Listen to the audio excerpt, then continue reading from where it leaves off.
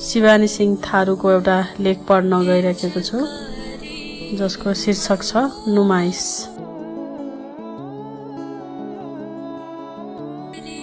धेरै धेरै वर्ष पहिले एका देशमा बाल्यकाल थियो। म थिएँ र 3टा अजङ्गका डर थिए। आकाशमा मान्छेका छाया डढाउने सूर्य उदाउँथ्यो। हावामा लु हुनहुनाउँथ्यो। मध्याह्नपछि एक जोर आँखा डराई डराई ढोकाको चरबाट बाहिर चियाउँथ्यो। यो डरको कथा हो।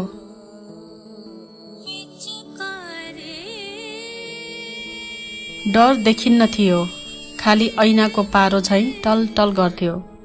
तिरमिराएर आँखा खान्थ्यो। त्यति बेला घडीमा दिनको 1 बजिरहेको हुन्थ्यो। क्यालेन्डरमा जर्जर जेठ छुण्डिएको हुन्थ्यो र हामी केटाकेटीहरू लिलीपुट देशका बासिन्दा झैं हरेक दिन जत्राको त्यत्रै भइरहेका हुन्थ्यौं।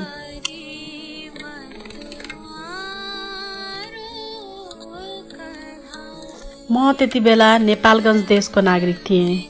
मेरो संसार 100 मिटर परको एकुन्टा पानको गुम्टीसम्म थियो। मेरो खेल्ने आँगन ती 2 गुम्टीसम्म तन्किएको उत्तर दक्षिण रोड थियो। फराकिलो साम्राज्य थियो। 2-2टा चन्दा मामा थिए। एउटा शीतलु आकाशमा उदाउँथे, अर्को धरतीमा मसँगै हुन्थे। डर खाली ती 3टा मढारी रहने डरहरूसँग मात्र थियो र सारा फरक त्यसैले पारिदिन्थ्यो।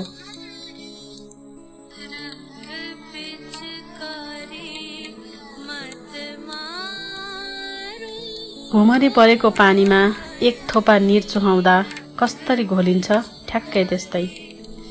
गङ्गा जलियाको गधा ढेचु ढेचु गर्दै जब टोलमा कोलाहल मचाउँथ्यो, घडीमा 12:15 बजिरहेको हुन्थ्यो। त्यति बेला म टोलका केटीहरूसित खेलिरहेको हुन्थेँ। केटीहरूसित बिहान मात्र खेल्न पाइन्थ्यो। जुन उमेरका केटीहरूसित मलाई खेल्न मन पर्थ्यो तिनलाई बिहान मात्र खेल्ने अनुमति हुन्थ्यो। त्यो पनि कति अनुनय विनय गरेर। ती मधेसी समुदायका केटीहरू थिए। म भन्दा 4-5 वर्षले जेठी 13-14 उमेरका। उनीहरूको चल्दै आएको मान्यता अनुसार ती केटीहरू खेल्ने उमेर पार गरेर बिहे गर्ने ढाडी भइसकेका थिए। त्यसैले उनीहरू स्कुलमा होइन भान्सामा जाँच दिइरहेका थिए। गरम मसला सिलौटामा मसिनो गरी कसरी पिन्ने, चनाको सागको घोटुवा कसरी बनाउने, कालो दालको बरियामा बीचमा प्वाल कसरी पार्ने, यी पाठ्यक्रममा पास हुन उनीहरूका आमा र काकीहरूले हकारदै काल्पनिक सासू र नन्द आमाजुको हौवा देखाउँदै सिकाउँथे।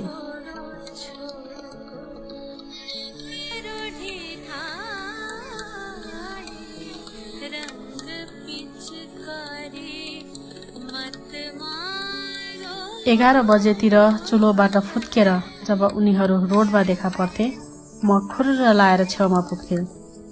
उनीहरू रोड छेउ एक्कल दुक्कल खेल्न थाल्थे। म पनि त्यसमै मिसिन्थे। घुवाई जस्तो गरी खेलिन्छ यो खेल। खेल्नमा उनीहरू तगडा थिए। घुवाई उनीहरू ताक्केकै कोठामा पार्थे। एक खुट्टीमा 10-10 मिनट वारपार भ्याइदिन्थे। म भने लड्ने, पछारिने, हात नपुगेर छिनछिनमा बाहिरिने। कहाँबाट उनीहरूलाई उछिन्न सक्नु।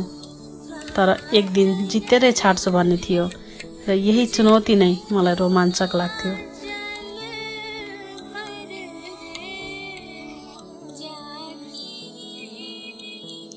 आफ्नो पालो आउँदा अब जित्छु भन्दा भन्दै समय गएको पत्तो पाइँदैन थियो। जब गङ्गा जलियाको गधा ढेचु ढेचु गर्न थाल्थ्यो, हामीलाई हतारो हुन थाल्थ्यो। अब कुनै पनि बेला हामीलाई घरबाट बोलावट आउन सक्थ्यो। नभन्दै मेरी हजुरआमा जोडले कराउन थाल्नुहुन्थ्यो। घर आउनुपर्ने हकारो कानमै चिर्र लाग्थ्यो। तैपनि केही बेर म अटेरी गर्थे, किनभने ती केटीहरूसित साँझ खेल्न पाइँदैन थियो।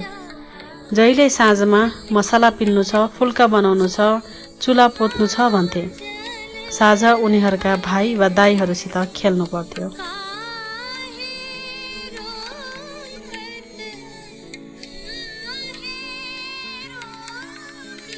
2-3 चोटि बोलाउँदा पनि नगएपछि घरबाट चेतावनी आउँथ्यो, छिटो आइज नत्र लु लाग्छ।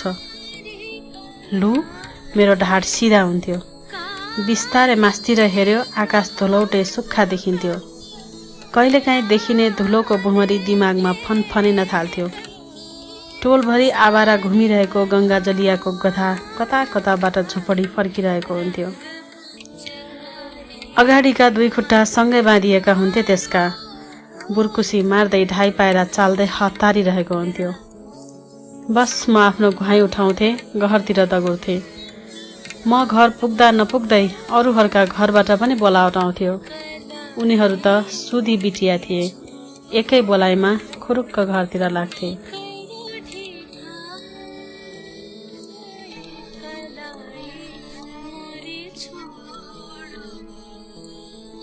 घर पुगेर पहिला गाली खाइन्थ्यो, त्यसपछि भात खानु पर्थ्यो। यतिन्जेल घरको मोहडापट्टिको ढोका र झ्यालहरू ड्याम्म डुम्म बन्द गर्न थालिन्थे। लु आउनै लाग्यो रे, सो हजुरआमाले भन्नुहुन्थ्यो र त्यसबाट बच्न मध्याह्नपछि 2.5-3 घण्टा घरभित्रै थुनिनु पर्थ्यो।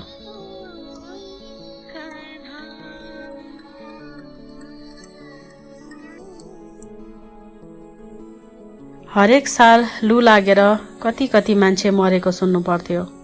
त्यसमा पनि बच्चाहरूलाई चाँडै लु लाग्छ रे। बाफ रे, बच्चाहरूलाई छानी छानी लाग्ने लु कति क्रूर होला, यस्तै सोच्थेँ म। मलाई के थाहा, लु जेठमा चल्ने तातो हावालाई भनिन्छ।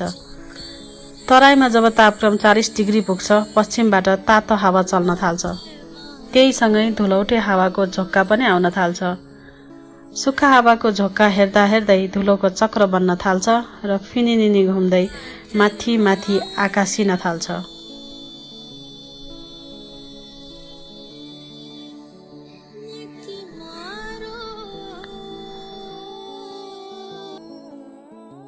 तातो हावाको बेगलाई लु भनिए पनि मलाई यो नदेखिने दुष्टात्मा हो जस्तो लाग्थ्यो।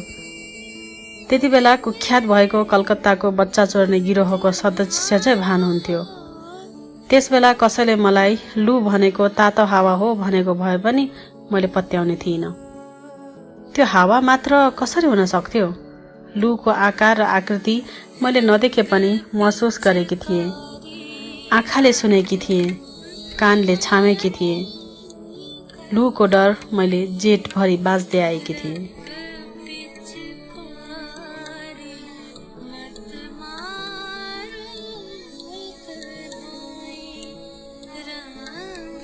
लु घरभित्र नछिरोस् भनेर बडा सावधानी अपनाइन्थ्यो। राजा रजौटाका किल्ला दुश्मनहरूबाट सुरक्षित गरे जस्तो यो पक्की घर हुनेले गर्नु पर्दैनथ्यो। हाम्रो खप्रैला घर थियो, ढोका 4 ठाउँमा चिरिएको। चुकुलको सट्टा सिक्री लगाएर किल्लाले अड्काउनु पर्ने। चिरा परेको ढोकाबाट लु सजिलै छिर्छ रे, सो हजुरआमाले भन्नुहुन्थ्यो।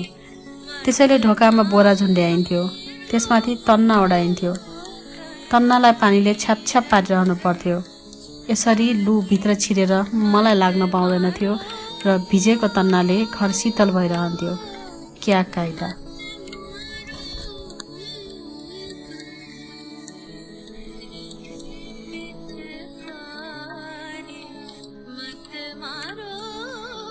तर जब बाहिर लु हुनहुनाउन थाल्थ्यो, घरभित्र छिरुला छिरुला गर्थ्यो, ढोकालाई झ्याप्प आफूतिर बाहिर तान्थ्यो र ढ्याप्प छोड्थ्यो। हावालाई थेगेर बाहिरै रोकिराख्न जीर्ण ढोका भने दिनभरि डटिरहन्थ्यो। तर उसको सङ्घर्ष देखिँदैनथ्यो, खाली आवाज मात्र सुनिन्थ्यो। घरि सिक्री हल्लिन्थ्यो एकाएक, घरि ढोकाको फल्याक धकेलिन्थ्यो पछिल्तिर, मानौ लुले उडी उडिकन ढोकालाई घुस्सा मारिरहेको छ।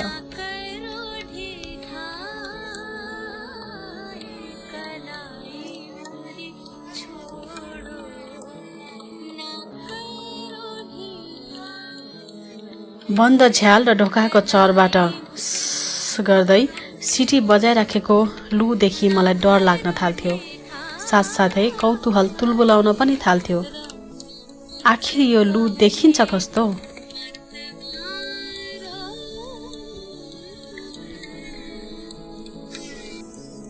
धक फान्दै म ढोकाको जोर्नीमा परेको चरनिर जान्थे। मुखै च्याप्टिने गरी एउटा आँखा चरनिर जोत्थे।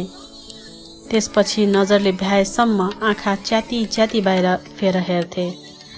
बाटोमा कोही हिँडेको हुँदैनथ्यो। ढोका झ्याल सबैका ढ्याम्म ढुम्म हुन्थे।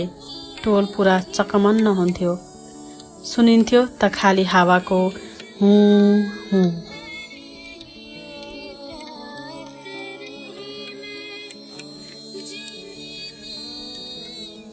बाहिर सबै चिजको रङ खुइलिएको हुन्थ्यो। रङ उडेको संसार हेरिरहँदा आँखा तिर्मिराउन थाल्थ्यो। त्यसपछि सबै कुरा ऐनाको पारो झैँ टल टल गर्न थाल्थ्यो।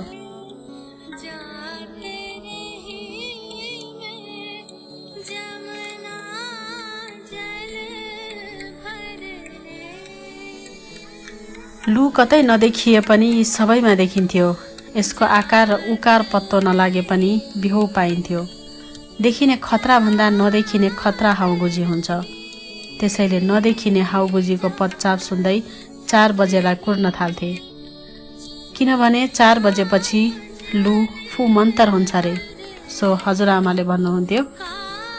तर 4 बजेपछि अर्को डर सुरु हुन्थ्यो।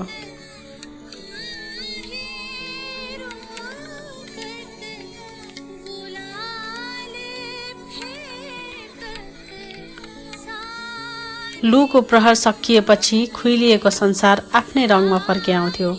टोलको ध्वनिमा तरान बिउतिन्थ्यो र त्यसमै थपिन्थ्यो टिकिया, खस्ता र दही बडाको आगमन। चाटवालाको पन्यो तावासित बोल्न थाल्थ्यो। टङ टङ ठक। अरे पिपल बोटनिर ठेला लागिसक्यो।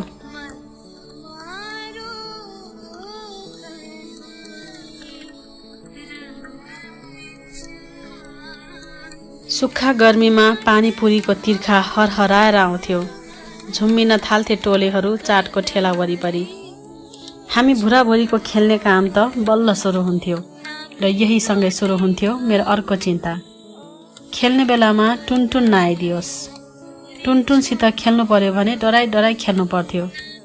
मेरो दोस्रो डर यही ढाडे टुनटुनसित थियो।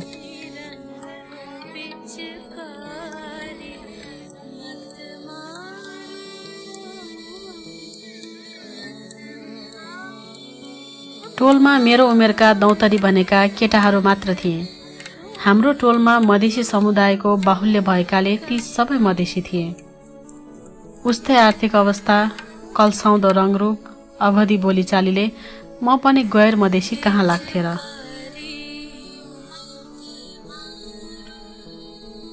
गुडिया गुड्डा भन्दा गुच्चा खेल्न मन पराउने, लङ्गर खुट्टी खेल्दा छाती छाती थाप्ने, गुडी राखेको एक्का पछाडि झुन्डिएर एक्का बालको गाली खाँदा म पनि कम लौन्डा त कहाँ लाग्थे र।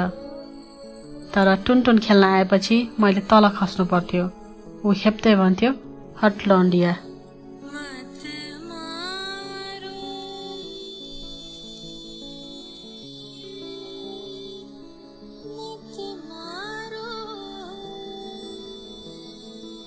टुनटुन हामीभन्दा आधी फुट मात्र अग्लो थियो। तर ऊ डेभिड एन्ड गोलायत कथाको भीमकाय गोलायत जत्रो लाग्थ्यो। हो, ऊ हामीभन्दा रिष्टपुष्ट टुन्न देखिन्थ्यो। तबै घरकाले निवारण गरिदिए टुनटुन। तर यतिमै ऊ गोलायत जत्रो नदेखिनु पर्ने।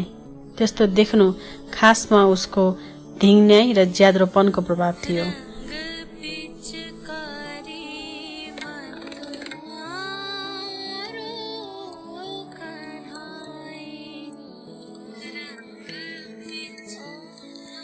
उसको दायाँ गालामा पोलेको निशान थियो। हेर्दा बिडीको ठुटा कसैले झोसिदिएको जस्तो। त्यो निशानले ऊ जब्बरे लाग्थ्यो। ओठको दुवै काप मसीले लतपतिएको हुन्थ्यो। निलो मसीको दागले ऊ विचित्र देखिन्थ्यो। घरमा उसका दाई र काकाहरू 101 पढाइया थिए।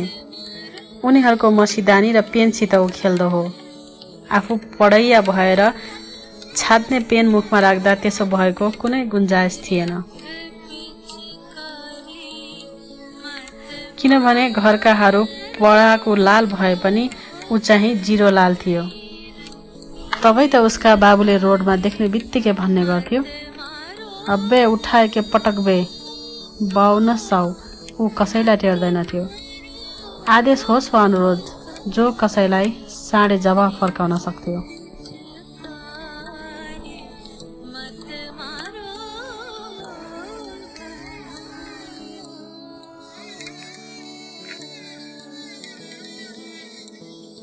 टुनटुन बल लिएर आइज न, नलैबे। टुनटुन पढ्न जा, नजैबे। टुनटुन यति गर्दैन, नकर्बे।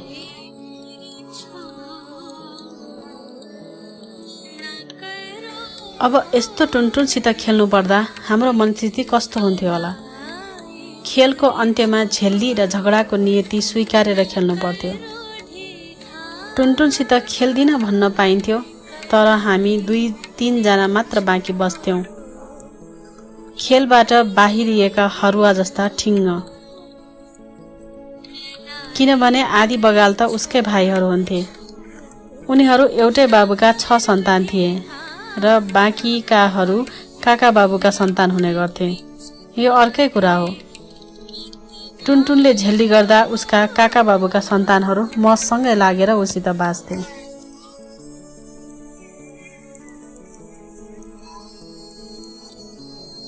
बाज्न आउने केटाहरूलाई उपेल्दै भन्थ्यो, घण्टा चिल्लावत हो, फुटो। म सुरिएर अघि बढ्दा ऊ हेप्दै भन्थ्यो, हट लौन्डिया।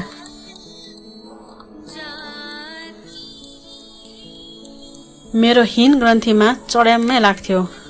कता हो कता दुख्थ्यो, ठ्याक्कै भन्न नसकिने। तर रिस चाहिँ भयङ्करै उठ्थ्यो। टुनटुनले अचानक मेरो नाम बिर्सेर मलाई जातिवाचक नामले बोलाएको थिएन। उसले मेरो हैसियत सम्झाएको थियो। लौन्डा भन्दा तल लौन्डियाको ठाउँ देखाएको थियो। समाजको आधिकारिक मान्यता मलाई बुझाएको थियो। यसको मतलब उसित बाँच्ने मेरो लिङ्गीय हैसियत छैन भनेको थियो।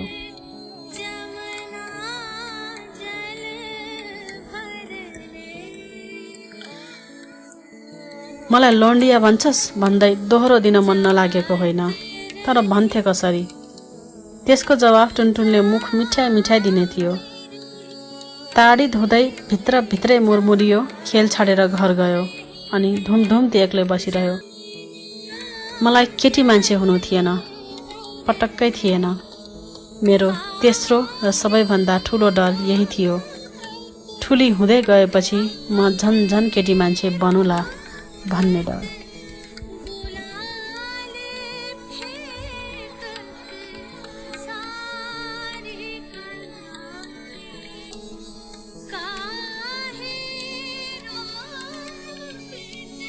मैले पछ्याउने केटी मान्छेहरू सबैले सिरौटामा गरम मसला पिनिरहेका थिए। मसिनो हुन नमान्ने सुकेका खुर्सानीका बियासित ठुलो सङ्घर्ष गरिरहेका थिए। मलाई खुर्सानीको बियासित सङ्घर्ष गर्नु थिएन। म हुर्किरहेको संसारमा केटी मान्छेले के गर्नु हुँदैनको नियमावली सुनाइरहन्थ्यो, जुन छोरी मान्छे भएरको पदावलीबाट सुरु हुन्थ्यो र टुङ्गिन्थ्यो। घाममा नडुल, पान नखा, लौन्डेहरूसित नखेल, खाली खुट्टा नदौडी। मलाई छोरी मान्छे भएर नियममा बाँधिनु थिएन।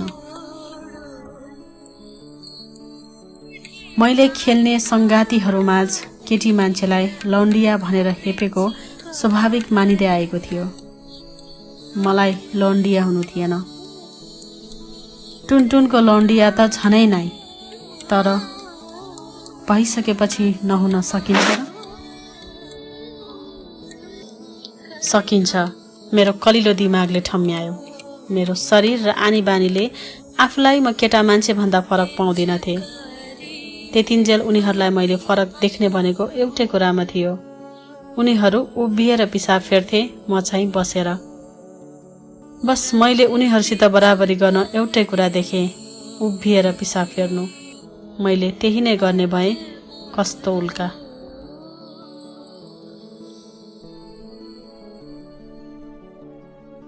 तर मैले देखे जस्तो उभिएर पिसाब फेर्नु गाह्रो रहेछ। हाम्रो घर अगाडि टुनटुनहरू बस्थे। उसका भाइहरू भित्रबाट खुर्र दौडेर आउँथे, नाली छेउ थे अनि हाम्रो घरपट्टि ढाड फर्काएर पिसाब फेरि जान्थे। पछाडिबाट हेर्दा सजिलै लाग्थ्यो। मैले पनि त्यसै गरेको थिएँ। आफ्नो त गंगा जमुना बहेर लुगै बर्बाद।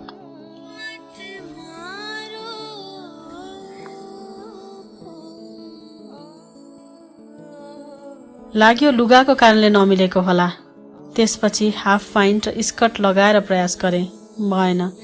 खुट्टा फट्याएर घुँडा खुम्च्याएर पनि प्रयास गरे, भएन। लुगा भिजेकै छ, जाङमा दर्किएकै छ, चारैतिर छिटा लागेकै छ। उभिएर पिसाब फेर्न म असक्षम ठहरिए। त्यसो भए म केटा मान्छे भन्दा कम मान्छे हुने भए त? म ठुली भएपछि गुड्डी, पुष्पा, फुलौली र नन्नीहरू जस्तै लन्डिया हुने हो त?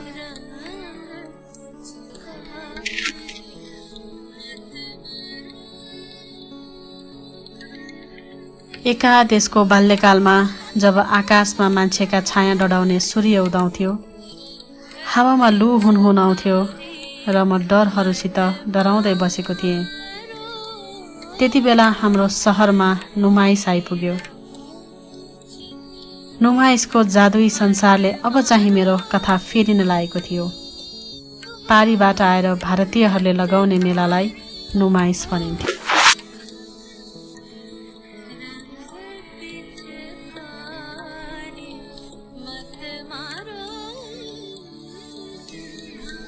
मेरा बनाइएका मामा मुसलमान थिए। हाम्रोतिर नेपाली मुसलमान हुनु भनेको तीनटा भाषाले स्पन्दित हुनु हो, खस, अवधी र उर्दू, फारसी। ती भाषाको शब्द भण्डारले उनको मेला सम्बन्धी बुझाइ विशिष्ट थियो। देहाती गाउँमा लाग्ने मेलालाई उनी मेला भन्थे। जाडोमा स्थानीयहरूले लगाउने मेलालाई रमाइलो मेला भन्थे र भारतबाट आएर लगाउने मेलालाई उनी नुमाइस भन्थे।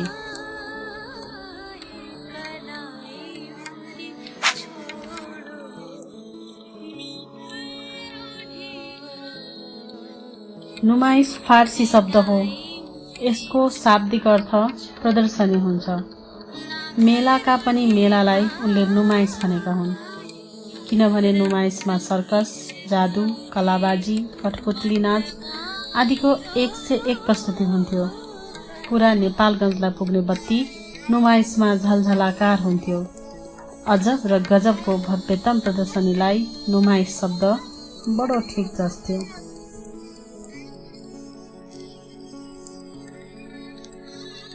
सहरमा नुमाइस आइपुगेको खबर कल्लु मामाले नै घरमा ल्याएका थिए। नुमाइस हेर्न बच्चा बच्चीदेखि बुढाबुढीसम्म रहर गर्थे। 20-25 दिनसम्म लाग्ने नुमाइसमा जान को पो छोड्थ्यो होला र।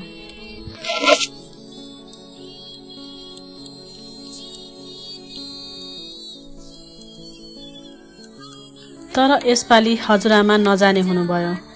म र मामा मात्र भयौँ जाने। म भित्रै रमाएँ। हजुरआमा जाँदा त्यही काला जादु हेरेर घर फर्किनु पर्थ्यो। त्यो पनि पोस्टरमा देखाइएको मुख्य आकर्षण मैले कहाँ हेर्न पाउनु। घाँटी काटेर जोडेको, केटीको शरीरलाई 3 टुक्रा पारेको जस्तो आइटम जादुगरले अन्तिमका लागि साँचिरहेको हुन्थ्यो। तर त्यस्ता आइटम मैले हेर्न पाउँदिनथे। बच्चाहरूको सातो जान्छ रे, सो हजुरआमाले भन्नुहुन्थ्यो।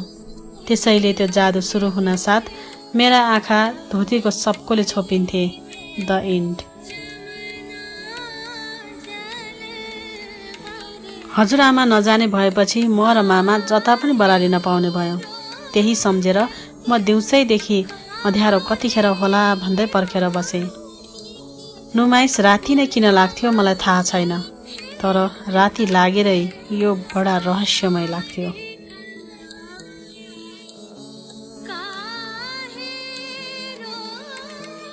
नुमाइस जाने दिन हामी मामा र भान्जी रातको खाना खाएर निस्कियौँ। 9 बजिरहेको थियो। चोक बजार पुग्दा नुमाइस जानेको चहल पहलमा हामी पनि मिसियौँ। नुमाइस टाढैबाट गुन्जिरहेको थियो। त्यसको आवाजले हाम्रा पाइला छनै हतारिएका थिए। नुमाइसको झिलिमिली देखिन थालेपछि जेनेरेटरको भटभटै पनि सुनिन थाल्यो। तर यो कर्कसले हाम्रो कान खाएन। के नै बित्ला झैँ गरी हाम्रा पाइलाले रफ्तार अझ बढायो।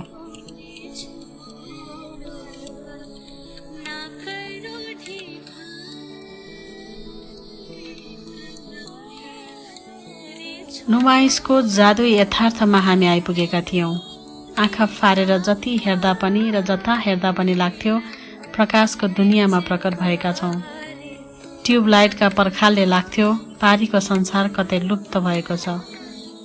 लाउड स्पिकरमा गीत, संवाद, हाँसो, चिच्याइको मिश्रित ध्वनिले कान डम्म भएका थिए।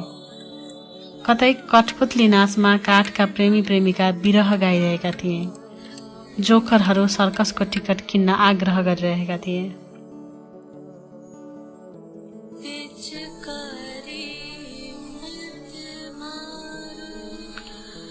पोस्टरबाट निस्कुला झैं गरिरहेको जादुगर काला जादु भन्दा तिलिस्मी लागिरहेको थियो। सबैका तम्बु रहस्यले भरिए झैं चारैतिरबाट डामडुम छोपिएका थिए। प्रवेशद्वारको पर्दाबाट चियाउनेलाई हपार्दै कसैलाई छिसिक्क हेर्न दिइएको थिएन। त्यसले रहस्य झन् गाढा बनाउँदो थियो। तर यसपालि हामी काला जादु हेर्नेवाला थिएनौं। पक्का यसपालि हामी मौतका कुवा हेर्ने भयौं। मौतका कुवा मोटरसाइकलमा गरिने स्टन्टलाई भनिन्थ्यो, जुन तख्तै तख्ताले बनाइएको इनार जस्तो गोलाकार गहिरोमा देखाइन्थ्यो। टिकट काटेर हामी 3 तला जति भर्याङ उक्लेर माथि पुग्यौं। माथि इनारको खुल्ला घेरा थियो।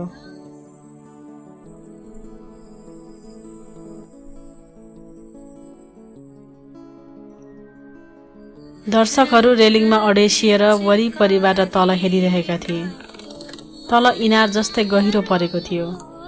फेदमा 3टा मोटरसाइकल चालक एक्सिलेटर बटारे थिए। साइलेन्सर निकालिएका मोटरसाइकलबाट कान चिरिने, मुटु थर्किने आवाज आइरहेको थियो।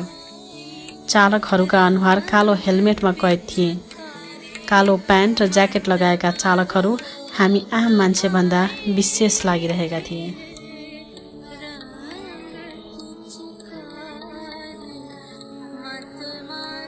मोटरसाइकल चलाउने ठाउँ नदेखेर मैले के गर्न लागेको भन्ने बुझिन। मामालाई सोद्धा उनले हेर्दै जाऊ भने। अनुहारमा उनको सस्पेन्स खेलिरहेको थियो। मेरो कौतूहल झन् बढ्यो। पाइला तनक्क तन्काउँदै म अझ घोप्टिएँ। एउटा एउटा गर्दै 3टा मोटरसाइकल इनारको ठाडो काठमा चढ्न थाले। आम्मै मर्छन् कि क्या हो भन्ने लाग्यो। तर कहाँ हुनु, ती मोटरसाइकल झनै बेसरी कुद्न थाले। हेर्दा हेर्दै ती त माथि माथि उक्लिँदै हामी सम्मै आइपुगे। क्या खतरा। ती 3टा मोटरसाइकल तीव्र गतिमा गोलो गोलो हुँदै यसरी हुइकिएका थिए मानव एकअर्कालाई लखेटिरहेका हुन्। हामी उभिएको कार थर र थर्किएर रोमाञ्च शरीरभरि अनुभूत भइरहेको थियो। बिस्तारै 3 मध्ये 2टा मोटरसाइकल एक एक गर्दै तल ओर्लिए। बाँकी रहे एउटा मोटरसाइकल। त्यो त झन् एक्लैमा मुटु कमाउने कलाबाजी देखाउन थाल्यो। कहिले एउटा हात छोडेको छ, कहिले दुवै हात, त कहिले दुवै खुट्टा छोडेर मोटरसाइकल कुदाएको छ। बाफ रे बाफ, यो पो गजब रहेछ।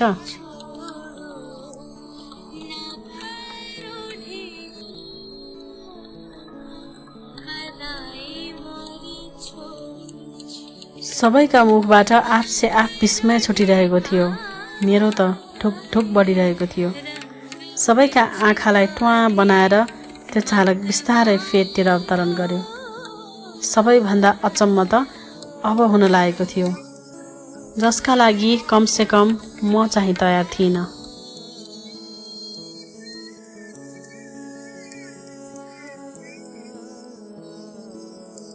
त्यो मोटरसाइकल फेदमा पुगेपछि चालक ओर्लियो।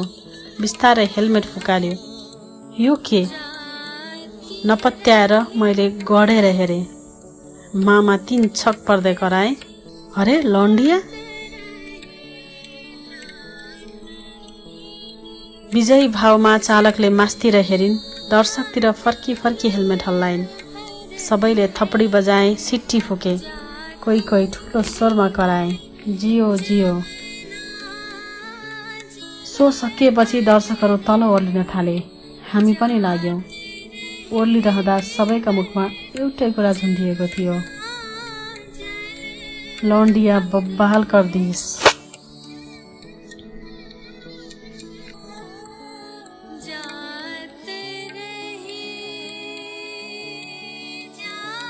हामीले नुमाइसको प्रदर्शनीहरूमा केटा मान्छेलाई मुख्य भूमिकामा हेर्दै आएका थियौं।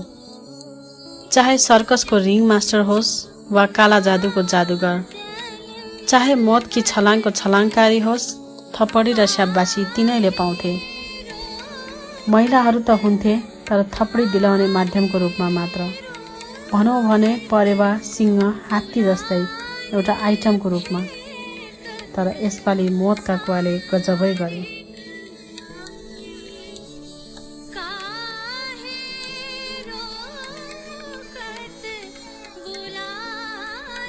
मौतका कुवामा मोटरसाइकल चालक केटा मान्छेहरू मात्र हुन्थे अरे, तर यसपालि केटी मान्छे नै मुख्य स्टन्टकारी भएको देख्न पाइयो।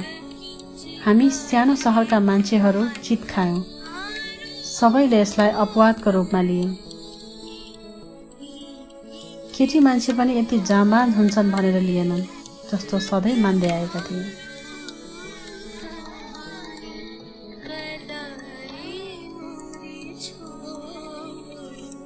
दिमाग जर्रो नभइसकेको त्यो उमेरमा ममा भने सिधा कुरा सिधै भएर घुस्यो। केटी मान्छे, छोरी मान्छे भएर पनि स्टन्टकारी हुन सक्छन्? मेरो दिमाग गरुङ्गो र छाती हलुङ्गो भएर आयो। यसपछि नुमाइसमा बाँकीको फिराई फिक्का लाग्दै गयो।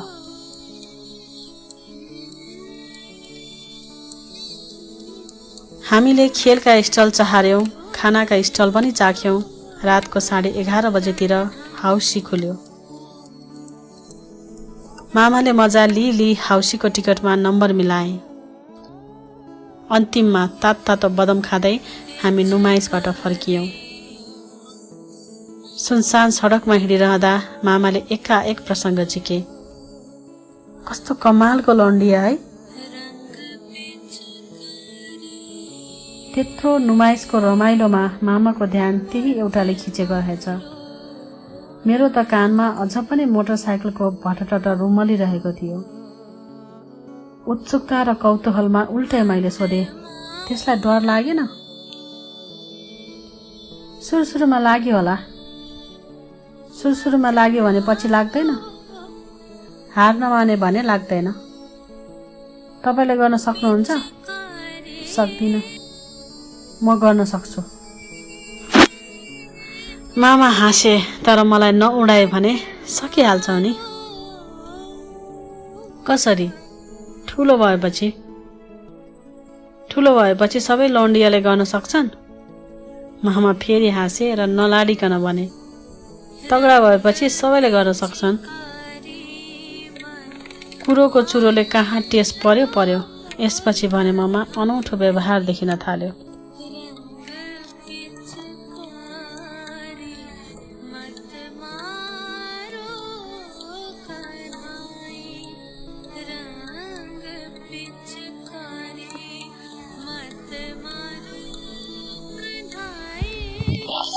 जस्तै अपायक ठाउँहरूमा चढेर हिँड्न थाले। झोलिएको खटियाको डन्डी माथि हिँडे। काठको सङ्घारमाथि चढेर अडिन खोजे।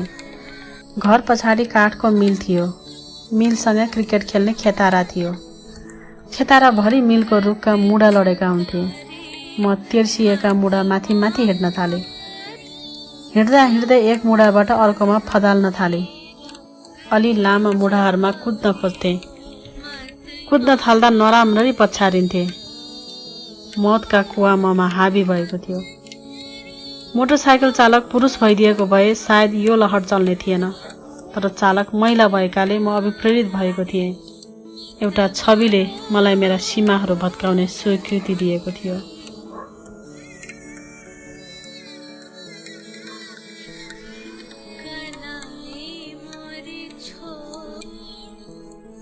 बाङ्गा टिङ्गा मुढामा चढेर दगुर्न खोज्ने सानी केटीलाई देख्दा मिलको मुन्सीले बिठ्याई सम्झेको हुनुपर्छ। त्यसैले हपार्दै धेरै पटक घर फर्काइदिएको थियो। उसलाई के थाहा, त्यो सानी केटीले मौतका कुवाको स्टन्टकारीको देखासिखी गर्दै थिए। यसो गर्दा म धेरै पटक लडेँ। चोटपटक लाग्ने गरी लड्दा म रुन्थेँ, तर रुँदै घर जान्न थिएँ। जथाभावी लडिरहँदा मलाई बिस्तारै लड्नबाट डर लाग्न छाड्यो। यता लड्नबाट डराउन छाड्दै गएपछि उता टुनटुनसित बाजाबाज बढ्दै गयो। यो जानाजान गरेर आएको बदलाव थिएन। टुनटुनको हाँक डाँकसित जुत्ता भोग्नुपर्ने परिणतिदेखि डराउन छाडेकाले थियो। यसो सोचिल्याउँदा उसले धेरै गरे मुख छाड्ला, कुनामा पार्ला, धक्काली देला, गरे बेहोरोला भन्ने बल सृजित भएको थियो। आखिर त्यत्रो लडेर खतहरू बेहोरिएकै छ।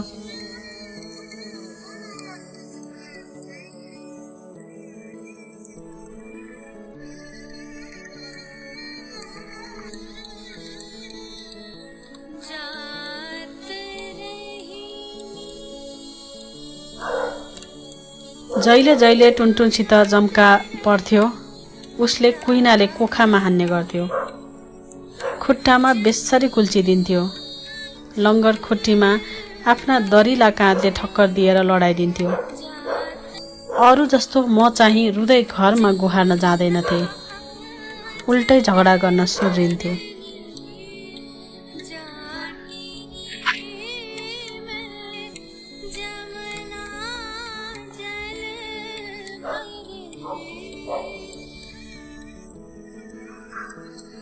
हामी ठुला भइदिएका भए एकअर्काको जानी दुश्मन भइसक्थे होला, तर हामी त अहममा सिङ ज्वरो नपलाइसकेका बालक थियौँ। त्यसैले विपरीत हुन गयो। जति जति टुनटुनसित मेरो झगडा बढ्न थाल्यो त्यति त्यति उसले मलाई बराबरीको व्यवहार गर्न थाल्यो। हुँदा हुँदा यस्तो समय पनि आयो ऊ म नभई नखेल्ने भयो। पछि पछि त ऊ र म एक्लै 5 पैसाको गाईकी त्रिशूल खेल्ने भयो। खेलको रन्कोमा ऊ बेला बेला मलाई हट लन्डिया भनिहाल्थ्यो। मलाई सनक्क रिस उठ्थ्यो अनि फेरि बाजाबाज पर्न थाल्थ्यो।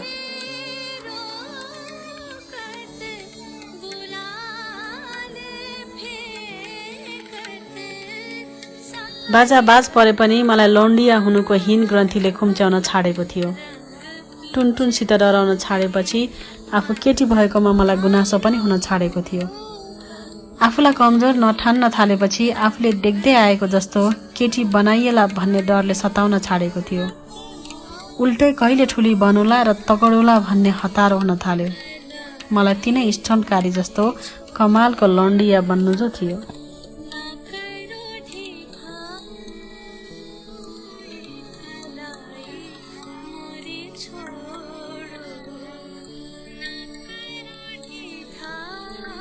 मेरा डरहरू बाहिरी तत्त्वका कारणले थिए। बाहिरी तत्त्वबाट लाग्ने डरको प्रतिक्रियामा हामी सके पन्छिन खोज्छौँ, नसके आफू भित्र दबाउँछौँ।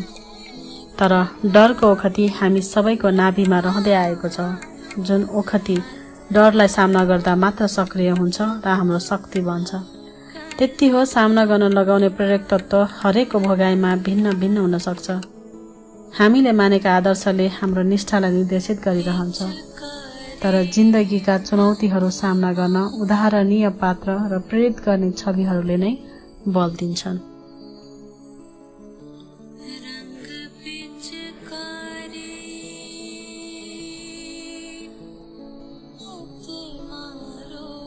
हुनहुनाउँदै आज पनि चल्छ लु। सहर पातलिएको थियो उति बेला। सुनिन्थ्यो हुङ्कार फुङ्कार यसको, सहर बाक्लिएको छ यति बेला। पाइलाहरू मुनि दबिएको छ हुँ हुँ, तै पनि लु लाग्छ रे। भन्छन् हजुरआमाहरू आज पनि खोकिलामा लुकाइन्छ नाति नातिनालाई लु चल्दा।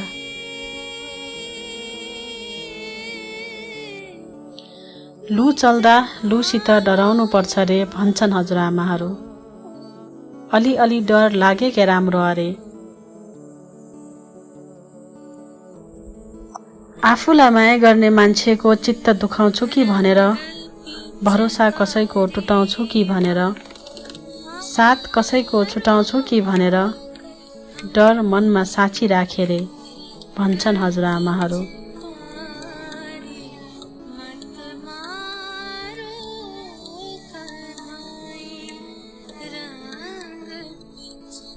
भन्छन् हजुरआमाहरू मायाको न्यानो ताप्न पनि डरको चिसो चाहिन्छ रे। त्यसैले अलिकति डर मैले नि साँची राखेकी छु, सास लिँदा र छोड्दा बीचको अन्तरालमा। त्यसैले हुनहुनाउँदा पश्चिमी हावा डर मान्छु तिमीसित लु।